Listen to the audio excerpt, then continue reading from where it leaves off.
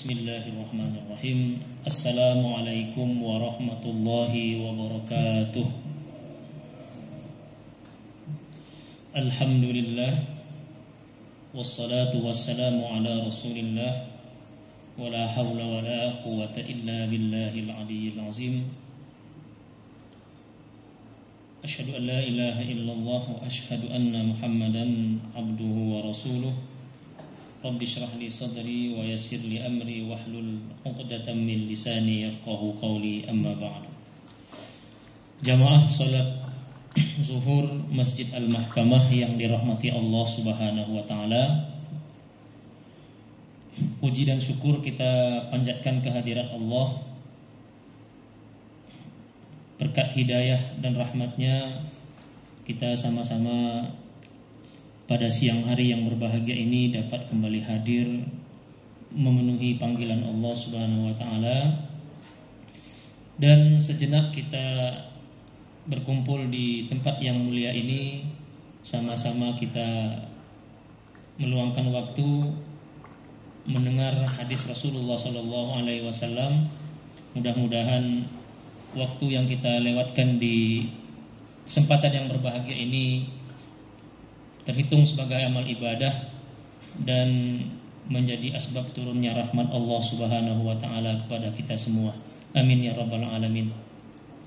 Karena sebagaimana dikatakan dalam sabda Rasulullah sallallahu alaihi wasallam, rahimallahu imra'an sami'a maqalati fawa'aha wa addaha kama sami'aha. Rasulullah mengatakan, semoga Allah merahmati orang-orang yang mau mendengar sabdaku, mendengar hadisku, fawa'aha, lalu dia menghafalkannya, memeliharanya, wa addaha kama sami'aha, dan dia mengamalkannya atau menyampaikannya kepada orang lain sebagaimana yang telah ia dengar. Mudah-mudahan kita semua termasuk ke dalam orang yang didoakan oleh Rasulullah sallallahu alaihi wasallam ini mendapatkan rahmat Allah Subhanahu wa taala. Mudah-mudahan kita semua kalau ada yang sedang dirundung masalah diberikan jalan keluar oleh Allah Subhanahu wa taala. Kalau ada yang sakit mudah-mudahan diberi kesembuhan, dan lebih dari itu mudah-mudahan kita selalu istiqomah dan wafat dalam keadaan husnul khatimah. Amin ya rabbal alamin. Jamaah yang dirahmati Allah Subhanahu wa taala, seperti biasa kita akan membaca hadis-hadis yang ada di dalam kitab Al-Arba'in An-Nawawiyah yang ditulis oleh Al-Imam Abu Yahya, Al-Imam Abu Zakaria Yahya bin Syaraf An-Nawawi yang wafat pada tahun 676 Hijriah. Pada pertemuan yang lalu kita sudah sampai pada hadis yang ke-8, maka insyaallah kita akan bacakan hadis yang ke-9 pada hari ini. Bismillahirrahmanirrahim. Qala al-musannifu rahimahullahu ta'ala wa nafa'ana bihi wa bi'ulumihi fid dharain amin. Al-hadis at-tasi', hadis yang ke-9. Oh maaf, hadis yang ke-10 ya hari ini ya. Al-hadisul ashir, hadis yang ke-10. An Abi Hurairah radhiyallahu anhu qala qala Rasulullah sallallahu alaihi wasallam, innallaha ta'ala tayyibun la yaqbalu illa tayyiba, wa annallaha amara al-mu'minina bima amara bihil mursalin, faqala ta'ala ya ayyuhar rusulu kulu minat tayyibati wa'malu salihan, wa qala ya ayyuhallazina amanu kulu min tayyibati ma razaqnakum, thumma zakara ar-rajula yutilu as-safar ash'as aghbar yamuddu yadayhi ila as-samai ya rabbi wa mat'amuhu haram wa mashrabuhu haram wa malbasuhu haram wa ghuziya bil haram fa anna yustajabu lahu, rawahu Muslim. Hadis yang ke-10, An Abi Hurairah, diriwayatkan dari Abu Hurairah radhiyallahu taala anhu qala, beliau berkata, qala Rasulullah sallallahu alaihi wasallam, Rasulullah sallallahu alaihi wasallam telah bersabda, innallaha ta'ala tayyibun, sesungguhnya Allah Subhanahu wa taala itu maha baik. La yaqbalu illa thayyiba, dan Allah tidak menerima kecuali yang baik-baik saja. Wa annallaha amaral mu'minin, dan sesungguhnya Allah telah memerintahkan kepada orang-orang beriman bima amara bihil mursalin, sama seperti yang ia perintahkan kepada para rasul. Faqala ta'ala, yaitu perintah yang terdapat dalam firman Allah, ya ayyuhar rusul, wahai sekalian rasul, kulu minat thayyibat, makanlah hanya dari yang baik-baik, wa'malu shaliha, lalu beramallah dengan amal yang soleh. Wa qala, dan Allah juga berfirman, ya ayyuhallazina amanu, wahai orang-orang yang beriman, kulu min thayyibati ma razaqnakum, makanlah hanya dari yang baik-baik dari apa-apa yang telah kami rizkikan kepada kalian. Summa zakara rajul, kemudian Rasulullah menceritakan ada seorang laki-laki yutilus safar, yang melakukan perjalanan jauh untuk beribadah. Ash'as, rambutnya kusut tidak terurus. Aghbar, badannya penuh debu. Yamuddu yadaihi ilas sama, dan dia menengadahkan tangannya berdoa ke langit. Ya Rabbi, wahai Tuhanku, wahai Tuhanku. Wa mat'amuhu haram, sementara makanannya haram. Wa mashrabuhu haram, minumannya juga haram. Wa malbasuhu haram, pakaian yang ia pakai juga pakaian yang haram. Wa ghuziya bil haram, dan dia diberi makan dengan makanan yang haram. Fa anna yustajabu lahu, maka bagaimana mungkin Allah Subhanahu wa taala mengabulkan permintaannya ataupun doanya. Hadis rawahu Muslim. Hadis ini diriwayatkan oleh Imam Muslim dalam kitabnya kitab Sahih Muslim. Jemaah yang dirahmati Allah Subhanahu wa taala, ini hadis yang ke-10 ini berkaitan erat dengan hadis ke-9 yang telah kita sampaikan pada pertemuan yang lalu, yaitu bahwa Allah Subhanahu wa taala di dalam agamanya itu memberikan ada namanya perintah dan ada larangan, dan bahwa meninggalkan larangan itu lebih prioritas daripada mengerjakan perintah. Meninggalkan larangan lebih prioritas daripada mengerjakan perintah. Dalam arti bahwa orang yang bersungguh-sungguh meninggalkan larangan, meninggalkan yang haram, dan sederhana dalam melaksanakan perintah. Misalnya sholatnya itu hanya sholat yang wajib-wajib saja, puasanya hanya yang wajib saja. Sederhana dalam melaksanakan ajaran agama, jarang sholat sunnah, jarang puasa sunnah, tapi dia bersungguh-sungguh meninggalkan yang haram. Itu lebih baik daripada bersungguh-sungguh melaksanakan perintah, banyak ibadah sunnah, banyak puasa sunnah, banyak sholat sunnah, tapi tidak bersungguh-sungguh meninggalkan yang haram. Tapi yang haram dikerjakannya juga, yang dilarang dikerjakan juga. Nah ini Rasulullah Shallallahu Alaihi Wasallam dalam hal ini lebih memprioritaskan meninggalkan larangan daripada melaksanakan perintah-perintah, terlebih yang perintah yang sifatnya hanya mustahab. Nah, hadis yang ke-10 ini menjelaskan konsekuensi. Apa konsekuensinya ketika kita tidak meninggalkan larangan Allah Subhanahu wa taala? Ada beberapa pelajaran jamaah yang dirahmati Allah yang dapat kita ambil dari hadis yang ke-10 ini. Yang pertama adalah bahwa Allah itu, kata Rasulullah, thayyibun, maha baik. La yaqbalu illa thayyiba. Allah tidak menerima kecuali yang baik-baik. Artinya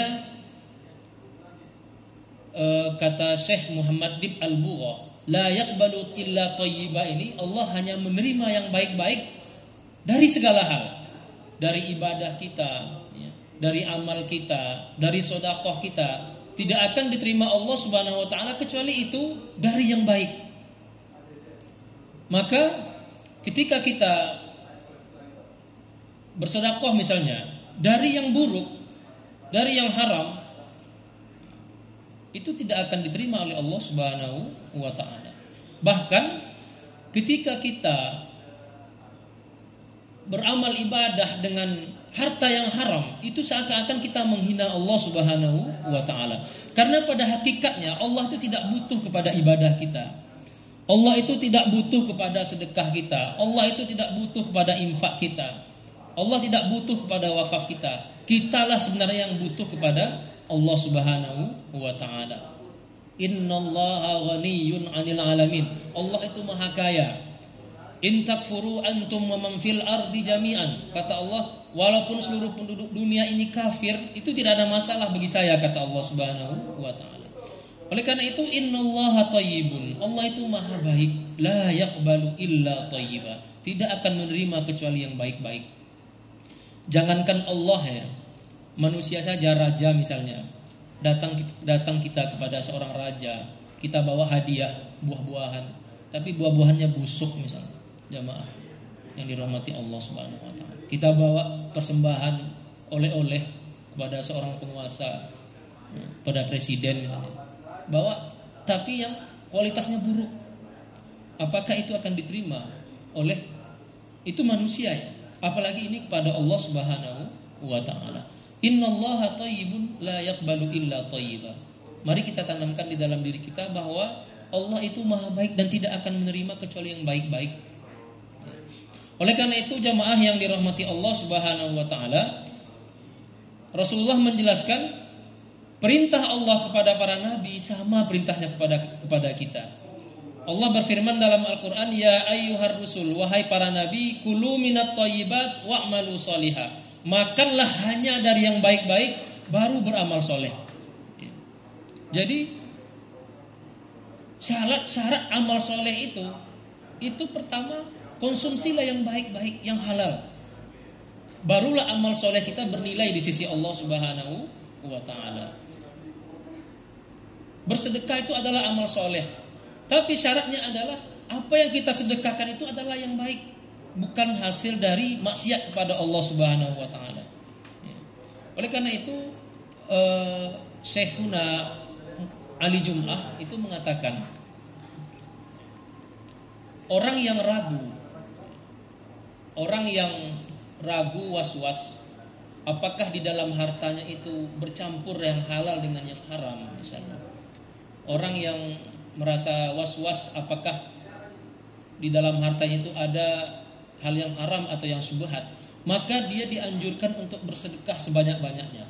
Bukan dalam rangka untuk beribadah kepada Allah Subhanahu wa taala, tapi dalam rangka litakhallus minal harami wasyubhat, untuk membebaskan hartanya itu dari yang haram dan yang syubhat tersebut. Nah, dalam hal ini beliau mengutip fatwa beberapa para ulama, di antaranya Imam As-Subki. Beliau mengatakan orang yang misalnya menipu, lalu hasil tipuannya itu dia sedekahkan, apakah dia itu dianggap beribadah atau tidak? Nah, kalau dia niat untuk sedekah itu untuk beribadah, itu tidak akan diterima oleh Allah Subhanahu wa taala.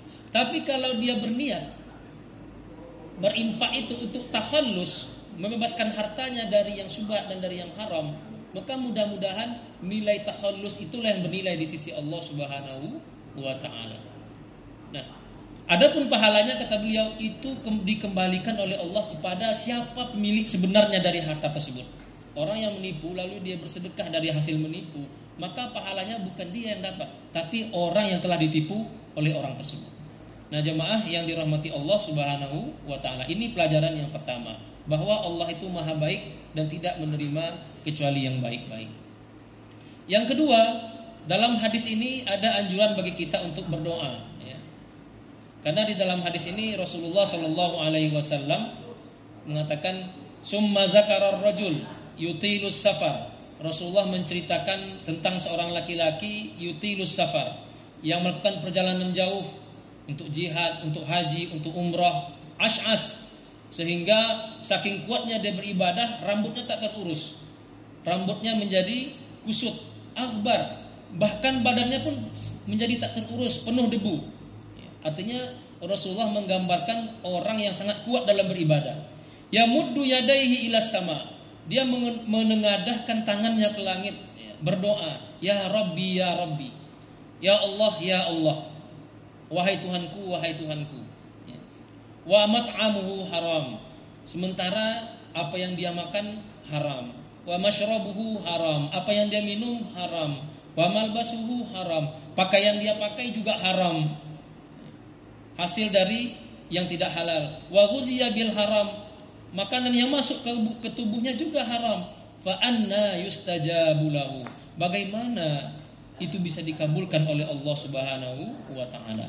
Jadi Rasulullah Shallallahu alaihi wasallam menjelaskan kepada kita bahwa salah satu syarat di istijabahnya doa itu adalah bahwa kita harus memastikan bahwa kita itu selalu berusaha menghindari yang haram. Fa anna yustajabu lahu, bagaimana Allah bisa mengabulkan, mengijabah orang-orang yang berdoa walaupun kuat beribadah, digambarkan di sini melakukan perjalanan jauh beribadah, berdoa di Mekah di dekat Ka'bah, dalam haji, dalam umroh, sementara makanannya haram, minumannya haram, pakaiannya haram. Itu tidak mustahil, kata Rasulullah, diijabah oleh Allah Subhanahu wa taala. Nah, hadirin jamaah yang dirahmati Allah Subhanahu wa taala, ini sekali lagi hadis-hadis seperti ini ya. Ketika kita membaca hadis-hadis seperti ini, kita bukan bermaksud untuk menilai orang lain. Jadi ketika kita membaca hadis-hadis ini jamaah yang dirahmati Allah, kita membawakannya kepada diri kita pribadi. Kita tidak bermaksud dalam mengkaji agama ini itu untuk menunjukkan telunjuk kita kepada orang ya. Untuk mencaci maki orang, untuk menuding orang, tapi lebih kepada mengintrospeksi diri kita. Hadis-hadis ini mengajak kita untuk berintrospeksi, berkontemplasi, sudah seperti apakah kita selama ini. Bukan untuk menuding dan mengkaji orang lain. Agama tidak pernah mengajarkan kita untuk mengevaluasi orang lain. Justru agama mengajak kita selalu untuk mengevaluasi diri kita sendiri. Allah berfirman dalam Al-Quran, ya ayyuhallazina amanu alaikum anfusakum, wahai orang-orang yang beriman, nilailah diri kalian sendiri. Hasibu anfusakum, introspeksilah, evaluasilah diri kalian sendiri, bukan untuk mengevaluasi orang lain.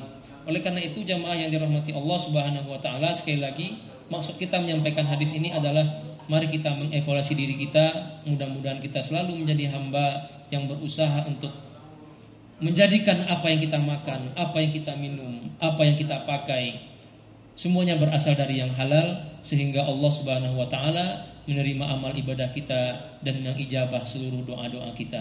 Mungkin ini yang dapat kita sampaikan dalam hadis kali ini. Mudah-mudahan ada manfaatnya bagi kita semua, terutama bagi kami pribadi.